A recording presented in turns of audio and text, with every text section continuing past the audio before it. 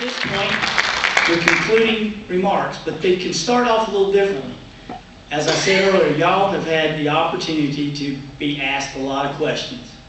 But there's probably a question that you say, gosh, I just wish they asked me that. You probably, at the end of every debate, every discussion, said, just one more question. I wanted to be asked this. This is your chance to ask yourself a question, answer your question, and make your closing comments. You have up to 5 minutes. No one's ever asked me what the Army really meant to me beyond the patriotic, obvious thing of wearing a uniform and serving in the military. So let me tell you, if somebody had asked me that question, this would have been my answer. I started in the Army as a 22-year-old know-it-all who didn't really know anything and didn't know he didn't know anything. And it took me a long time to figure out what life is all about through the eyes of other people who had a lot more experience in the world than I did at the time. But one day, somebody that I worked for sat me down and said, son, if you want to be a success in this man's Army, you better get your act together or get out, because you ain't cutting it. And I thought, uh-oh, I've blown it. So I went home and had a few moments of silent meditation and a come to Jesus meeting with myself. And I thought, I wonder what he was talking about. And what he was really talking about was figuring out what the system is and making it work to your advantage.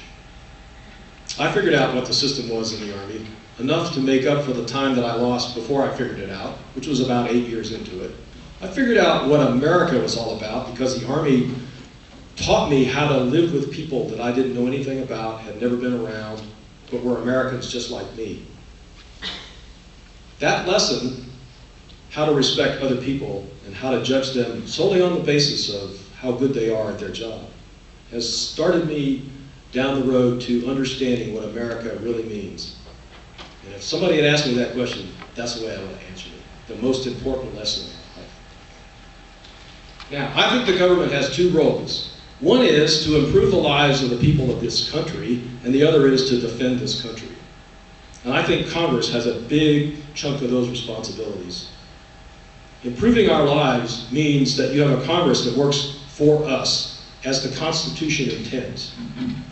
How many of us could say that if you look at all of the major policies that impact us today, that's what the Congress has done on our behalf? For instance, the tax code, the healthcare system we talked about, the Medicare system, Medicaid, our education system, just about anything you can think of, Congress has policies that have nothing to do directly with our welfare.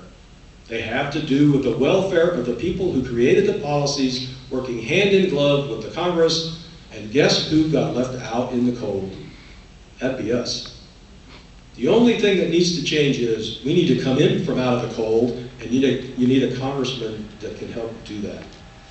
You need a congressman with real-world experience that understands who we are as a people, who we are as citizens of Western North Carolina, what our needs are, what's happened to us because of other policies, why the government has abandoned us, why the government talks like everything is fine in this nation when it comes to our economy. That's who you need in Congress. That's how you take care of people. We refine all of those policies, like the energy policy we talked about, with only one objective in mind, and that is to improve your lives, my life along with it. And we don't do that, because we don't hold their feet to the fire. We've let them get off really scot-free.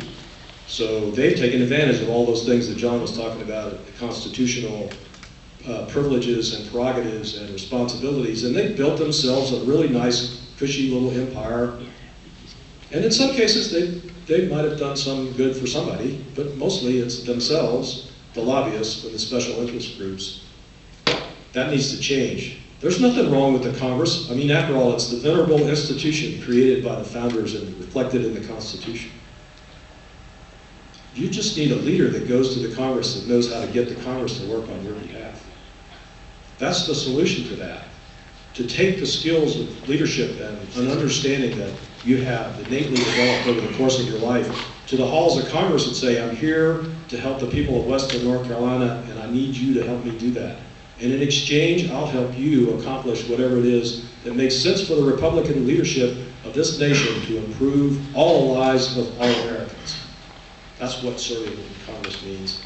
The security part of that is equally important, and we gloss it over too easily just by talking about when are we going to leave Iraq. Security starts with foreign policy and trade relationships and fundamental agreements between allies. It has nothing to do with the military. And those things that are politically driven need to be promoted so that we can remove the reasons why we have terrorism around the world, which comes down to failed nation states. Those are the issues that need to be dealt with in Congress, and if I go there, that's exactly what we'll do on our behalf.